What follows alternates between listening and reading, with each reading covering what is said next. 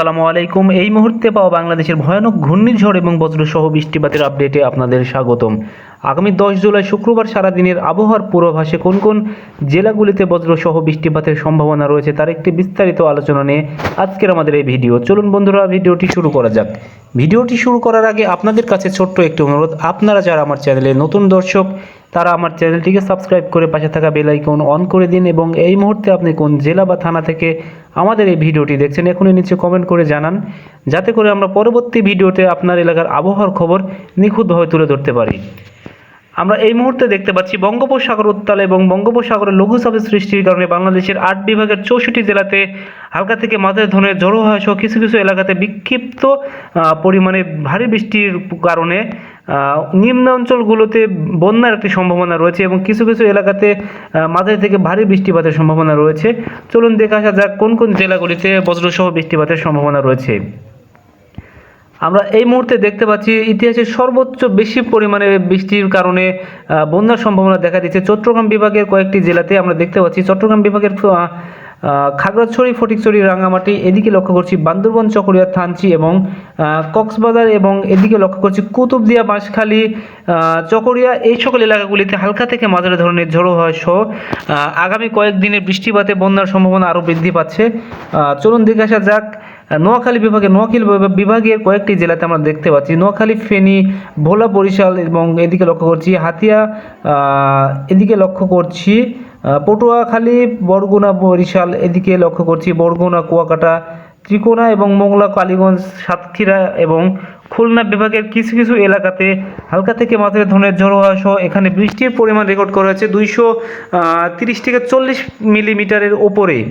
চলুন দেখে আসা যাক বাংলাদেশের কোন কোন জেলাগুলিতে আরও বৃষ্টিপাতের সম্ভাবনা লক্ষ্য করা যাচ্ছে। আমরা দেখতে পাচ্ছি যশোর, নড়াইল, ঝিনাইদহ, চুয়াডাঙ্গা, ফরিদপুর, মাদারীপুর, চাঁদপুরে হালকা থেকে মাঝারি ধরনের ঝড়ো হওয়া সহ কিছু কিছু এলাকাতে বিক্ষিপ্ত আকারে বজ্রসহ বৃষ্টিপাতের সম্ভাবনা রয়েছে। আমরা এই মুহূর্তে দেখতে পাচ্ছি ঢাকা বিভাগের কিছুটা আবহাওয়া বৃষ্টিপাতের একটু কমার সম্ভাবনা রয়েছে শুক্রবার সকাল 9টার পর থেকে। ঢাকা, গাজীপুর, নরসিংদী, হোমনা, কুমিল্লা, হবিগঞ্জ, কিশোরগঞ্জ, ভালুকা, সিরাজগঞ্জ, টাঙ্গাইল, নাটোর, রাজশাহীতে হালকা থেকে মাঝারি ধরনের ঝড়ো হওয়া সহ কিছু কিছু এলাকাতে গুড়ি গুড়ি বৃষ্টিপাতের সম্ভাবনা লক্ষ্য করা যাচ্ছে। আমরা এই মুহূর্তে দেখতে পাচ্ছি সিলেট বিভাগে সুনামগঞ্জ, দিরাই, মৌলভীবাজার, বড়লেখা, জন্তাপুর, বাঘামারা, কেন্দুয়া এবং ময়মনসিংহ বিভাগের ময়মনসিংহ, জামালপুর, ডালুয়া, এদিকে লক্ষ্য করছি গাইবান্ধা, বগুড়া, নওগাঁ এবং চাঁপাইনবাবগঞ্জ, রাজশাহী, নাটোর, এই সকল এলাকাগুলিতে হালকা থেকে মাঝারি ধরনের ঝড়ো হওয়া সহ কিছু কিছু এলাকাতে হালকা থেকে মাঝারি ধরনের বৃষ্টিপাতের সম্ভাবনা রয়েছে এবং দেশের উত্তর অঞ্চলে রংপুর, দিনাজপুর, কুড়িগ্রাম, ঠাকুরগাঁও, পঞ্চগড় এই সকল এলাকাগুলিতে 10 তারিখের পর থেকে আবহাওয়াতে বৃষ্টি কিছুটা কমার সম্ভাবনা লক্ষ্য করা যাচ্ছে সকাল 9টার দিকে।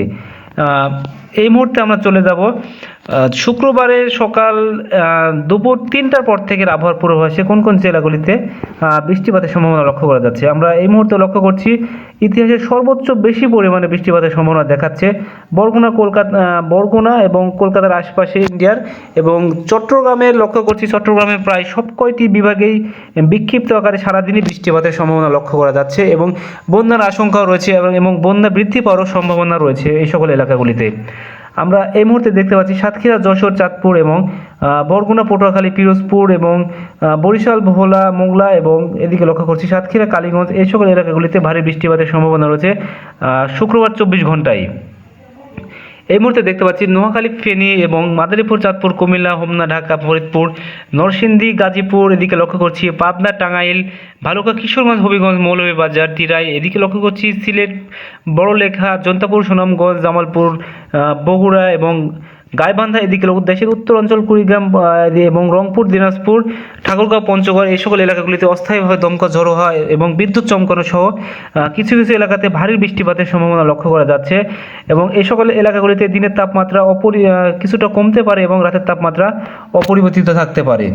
চলুন দেখে আসা যাক বাংলাদেশের কোন কোন জেলাগুলিতে এই মুহূর্তে শুক্রবারের আবহাওয়াতে কত ডিগ্রি সেলসিয়াস তাপমাত্রা রেকর্ড করা হয়েছে। আমরা এই মুহূর্তে দেখতে পাচ্ছি চট্টগ্রাম বিভাগে 27 ডিগ্রি সেলসিয়াস তাপমাত্রা রেকর্ড করা হয়েছে, কক্সবাজার জেলাতে 27 ডিগ্রি সেলসিয়াস তাপমাত্রা রেকর্ড করা হয়েছে। কুমিল্লাতে 29 ডিগ্রি, চাঁদপুরে 29 ডিগ্রি, ঢাকাতে 30 ডিগ্রি সেলসিয়াস, যশোরে 29 ডিগ্রি, সাতক্ষীরাতে 28 ডিগ্রি এবং বরগুনাতে 27 ডিগ্রি সেলসিয়াস তাপমাত্রা রেকর্ড করা হয়েছে। এদিকে দেখতে পাচ্ছি পাবনাতে 32 ডিগ্রি, রাজশাহীতে 31 ডিগ্রি সেলসিয়াস তাপমাত্রা রেকর্ড করা হয়েছে। এদিকে লক্ষ্য করছি হবিগঞ্জে 31 ডিগ্রি, সিলেটে 30 ডিগ্রি, ময়মনসিংহে 32 ডিগ্রি, বগুড়াতে 32 ডিগ্রি সেলসিয়াস তাপমাত্রা এবং দিনাজপুরে 32 ডিগ্রি, রংপুরে 31 ডিগ্রি সেলসিয়াস তাপমাত্রা রেকর্ড করা হয়েছে। দেশের সর্বোচ্চ তাপমাত্রা রেকর্ড করা হয়েছে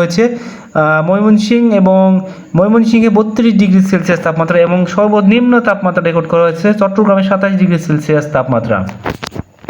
এই ছিল আমাদের কাছে আগামী শুক্রবার 10 জুলাই সারাদিনের আবহাওয়ার সর্বশেষ খবর। আপনারা সুস্থ থাকুন, সুন্দর থাকুন এবং আবহাওয়ার সঙ্গেই থাকুন। আপনাদের সকলকে আমাদের ভিডিওর সম্পূর্ণ দেখার জন্য আন্তরিক শুভেচ্ছা এবং অভিনন্দন।